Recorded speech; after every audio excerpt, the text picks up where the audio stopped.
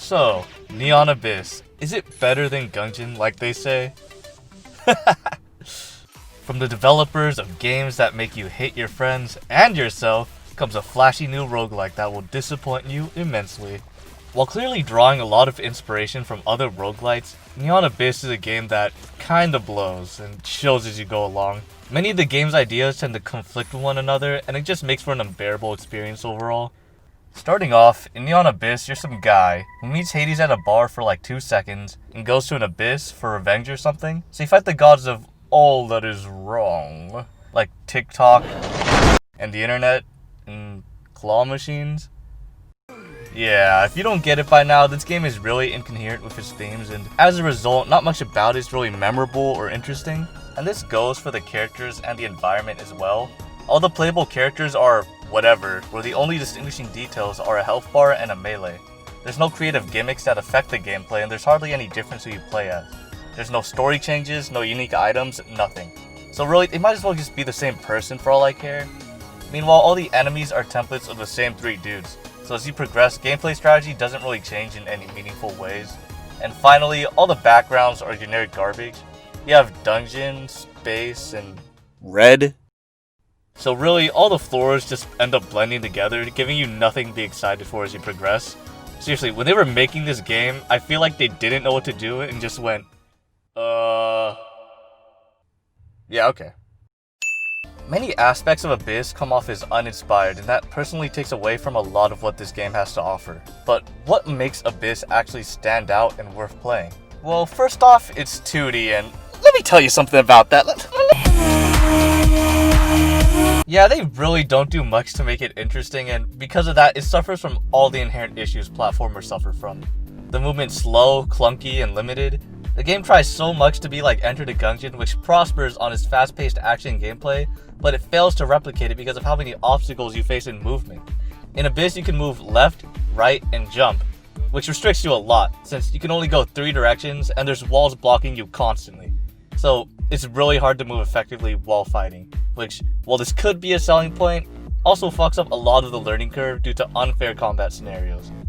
This is especially true given by how some enemies can just teleport in your face.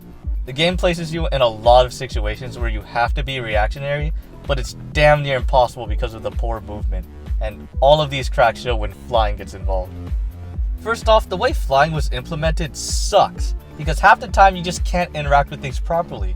You'll either be too high or too low, and the hitbox to interact with things is just way too small. But also, flying trivializes half of the combat, because the second you pick up a flying item, the game suddenly just turns into a shitty version of Gungeon. In comparison, Gungeon's top-down perspective maintains a lot of the action combat while still posing fun challenges. It solves a lot of Abyss's mistakes due to its full degree of movement as well as a dodge rule, both of which make for fluid controls and just an overall great experience, but yeah, whatever. Moving on, the next thing that differentiates Abyss is its wisdom and devil system. Basically, it's a moral system that shifts whether you spend crystals on these purple things or just shoot them. If you do enough of one of these tasks, you can teleport to a devil room or wisdom room to obtain items. Sound familiar? The problem is, it's messy in all the wrong ways. Half the time the activators spawn in the middle of battle and can be triggered outside of your own control. And for whatever reason, some genius decided it would be a good idea to make the interact and melee button the same. Because, you know, just not enough buttons to fit all these controls. So yeah, a lot of times you'll accidentally trigger the wrong thing. Other than that, they hardly seem as exciting or fun as Isaac's system, because the items they offer are the same as item rooms, and well, those items suck, but we'll get to that later.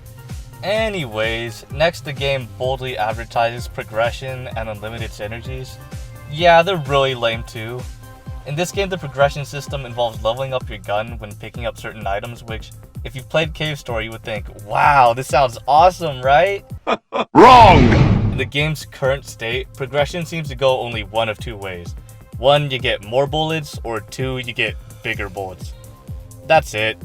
The game would have greatly benefited if guns progressed in more creative ways, like changing the way it fires, or changing the bullets to something else entirely. But as things are right now, I really feel like progression was a half-assed feature with a lot of potential. As for synergies, they behave quite similarly to weapon progression.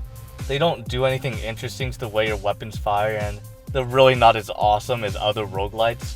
Aside from that, general synergies only comprise of generating consumables, so yeah, definitely could have been better. Lastly, we have eggs. They're the absolute worst. You get bombarded with these things constantly throughout the game, and they have a chance to hatch into pets that level up just like your guns, which sounds really cool on paper, but they ultimately end up harming you more than helping you. The game throws eggs at you like it's nothing, and they just add so much unnecessary clutter to your already hectic screen. Plus, half the pets just steal consumables like Mr. Trump over here, and others legitimately ruin the run by blocking your bullets or constantly blowing you up. There's only 2 actually decent pets, but they're really not worth the risk of gambling for. Really, it's just all pure chaos. With all the eggs and how guns grow, every endgame run ends up looking like this, and with how limited movement is, the game ends up being a mess to play because you can't even tell what's happening. Seriously, eggs only make the runs worse for you, and they join your team without consent. You can't even get rid of them, and trust me, I've tried. The game seems to have some obsession with these things, but I swear it's one of the worst features in the game. I have no idea why they put so much emphasis on it when it's just so bad. But yeah, all that aside, the game has some serious issues with depth and replayability. Don't get me wrong, the game can be fun, but only for the first couple of runs. After that, it's really repetitive. Within my 8 hours of playtime, I swear I've seen all this game has to offer. I've seen every kind of room layout in one run, I've seen all the bosses and enemy types, and they're not very diverse. And each floor is virtually the same thing other than inflated health bars. And oh god, the music. The music gets repetitive so quick because there's only like 3 tracks in the game, and they're all the same synth noise. Seriously, just listen to this. If there's one thing that stuck with me from this game, it's those damn chords. I swear, I've listened to that loop for hours.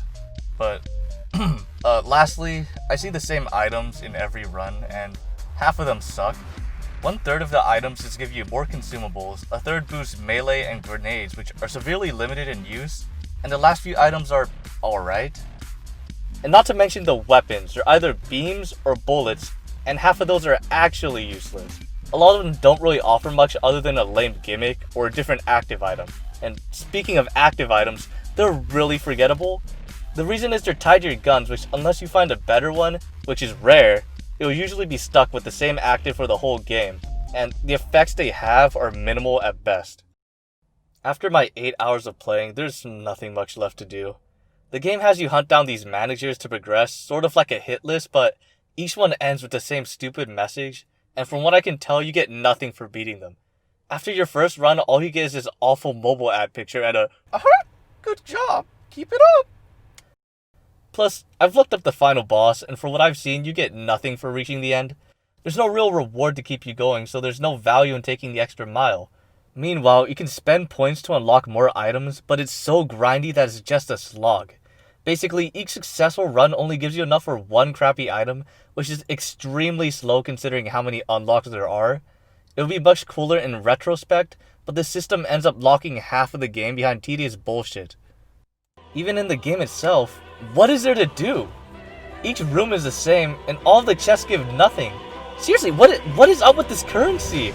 There's grenades, keys, and crystals, which can be used to unlock chests, but chests suck, because each chest gives back even more of those, but they also give coins, health, eggs, and more chests.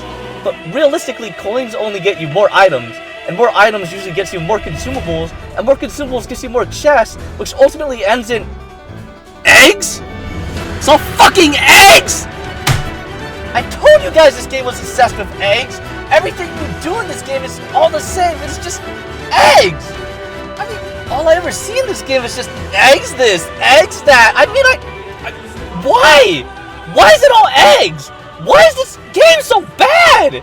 Even better, why am I still playing it? All this game boils down to is just eggs. It's just all eggs.